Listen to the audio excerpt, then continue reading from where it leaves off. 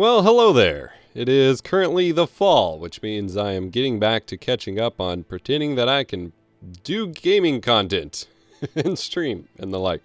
I'm Adam. Welcome to Vox Bites.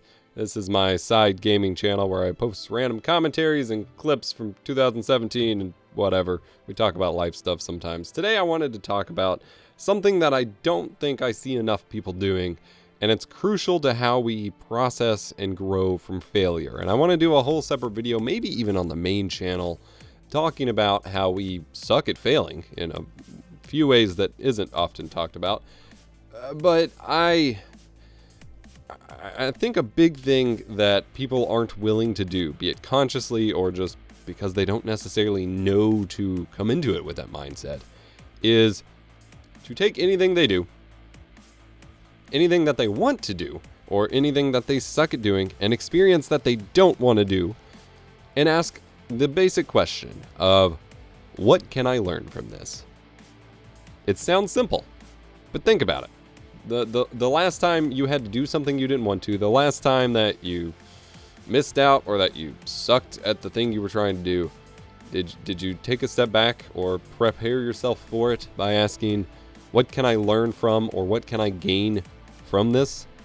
The answer is probably no. I mean, I don't do it very often myself. So it's something I want, to maybe instill into you to consider a little bit more, because let's just come up with some super generic examples on the spot here that have no real meaning. But let's say you got looped into going and doing a volunteer thing with some friends, which you really didn't want to do. You had planned to stay home that night and grind some video games or something, and instead you got pulled into doing this thing you did not desire to do. Instead of building yourself up, which can lead to anxiety or frustration or just having a more sour mood going into it and thus closed off to the experiences you could have, you start out and say, okay, be it, really if I have a choice or not, I have no choice or control over this thing that's happening, or at least I'm obligated to participate in it. What can I get out of it? What can I learn from it? What can it teach me? And sometimes you gotta take a minute. You gotta actually think about it, because it may not appear on the surface. It could be something as, I get to practice a skill, like maybe you're going and cooking or cleaning, or maybe you get to contribute to the environment and you might find some fulfillment there. Maybe you get to connect with new people. Maybe you haven't socialized in real life in a little while, which is especially true of many of us for the past couple of years, thanks pandemic. Maybe it's an opportunity to gain a new perspective. Maybe you're working with, privileged underprivileged rather populations, and you get to kind of see the world from a different perspective, or visit a new part of your area that you don't usually get to go to, and you can learn about it, learn about the people that are there, learn about the area itself, just learn your way around. Maybe if we transition to, an actual instance of failure, a lot of people, when they fail at doing something, be it relevant to my typical audience, trying to become a content creator, trying to become a YouTuber, a podcaster, a streamer, and they fail at it. They try it for 6 months or whatever, and it doesn't go well. They consider that a failure. They don't actually write it off as a failure. They say, okay, I failed at that. I'm going to try again. You have the most likely misattributed quote to Einstein that doing the same thing over and over, expecting a different result, is the definition of insanity. To a degree, that kind of rings true. Like, if you continue to fail at this thing, just doing the same thing over and over and #grind until it works is usually not the way to go. You should instead, after you've put some amount of time in, you should step back and say, okay, what can I learn from this about myself? What can I learn about my work ethic, about how I handled the stress or the juggling involved to do this job? What can I learn about the job itself and the implications for whether I'd want to do it full time? What can I learn about community management? What can I learn from this failure about where I want my bigger picture direction to go? There's a lot of lessons you can take away from it that can help better inform what you do moving forward. And I like to connect this back to my own kind of origin story, in a sense, in that I failed at many things before I landed on being a tech YouTuber. Running this channel and a couple others, and trying to be a gaming YouTuber during the first couple generations of gaming YouTubing was one of those failures. I, for many, many years, tried my hand at making gaming content as my primary thing and tried to make it my future job or whatever, and I failed at it. Along the way, I discovered the niche and the interests and the viewership when it comes to tech videos, because I was trying new things, because it wasn't working.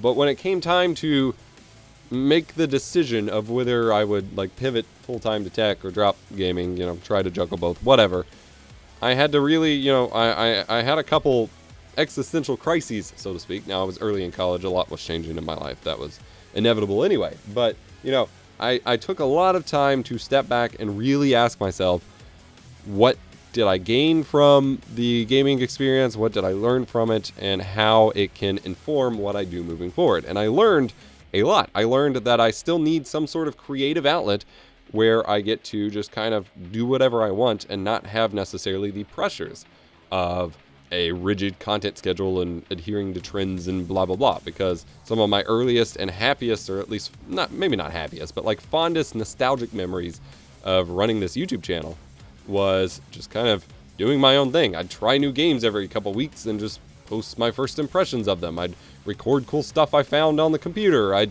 show off what my computer building was doing. Things that don't necessarily lead to a successful channel these days, but were fun for me to do and an outlet that I kind of needed in some capacity. I also learned that doing gaming for content for me kind of killed gaming for me, and I still am working on repairing my relationship with gaming and with leisure time as a result, because it turned me into this person who, while I still loved and lived and breathed games, I had to turn every ounce of gaming into recording time, because otherwise it felt like it was a waste of time, because if I was gaming, I might as well do it in a way that benefited work. So either I was starting 50 million Let's Plays of games I would never finish just because I was trying games, or either the act of trying to make it a Let's Play then burned me out of playing it because I'd keep up with editing the videos and that took forever and yada yada.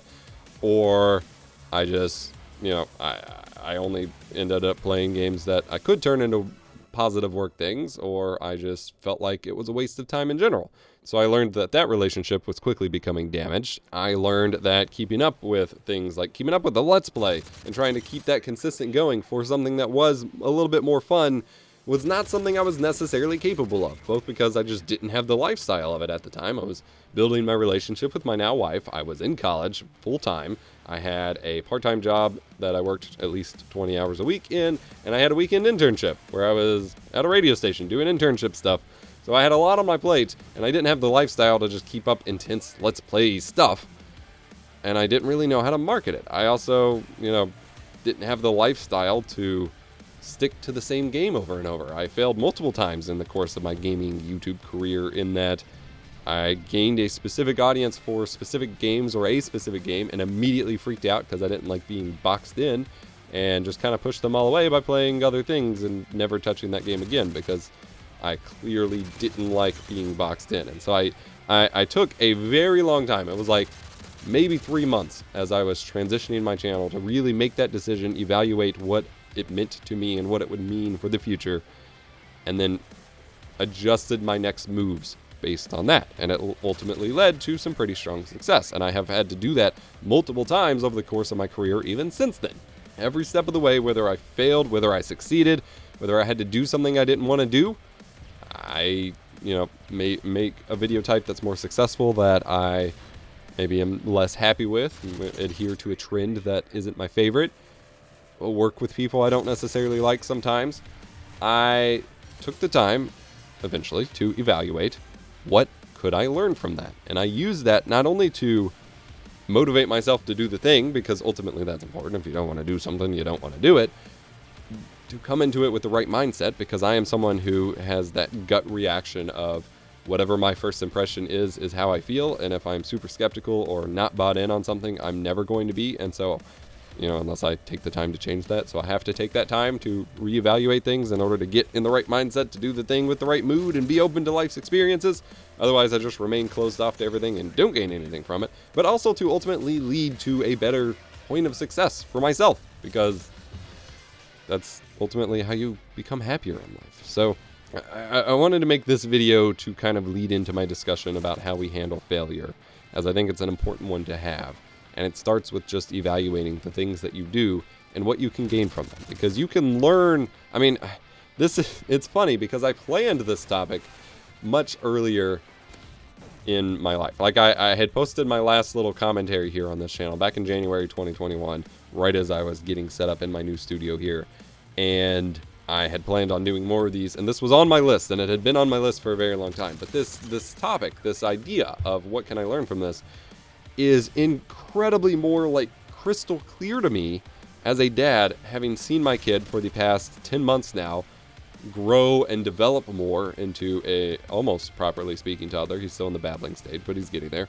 And just watching how his mind works and how he learns, like everything has a purpose. Even if he is just playing or doing something random, like he's still building those neural pathways, developing a skill, learning how to interact with the world, discovering new sensations, figuring out how to think. And I think too many people get complacent and stop really trying to build those new neural pathways or reinforce them.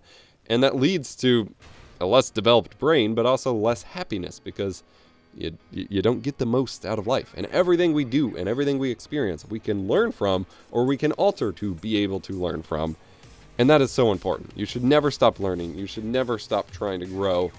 And a lot of it just means coming in with the right questions and the right mindset, even if you have to like really take a step back and force yourself to loosen up and think about it. Hope this made any sense to you. Hope you enjoyed. Hit that like button if you did. Subscribe, I guess. There's no frequency to these videos, so that's on you.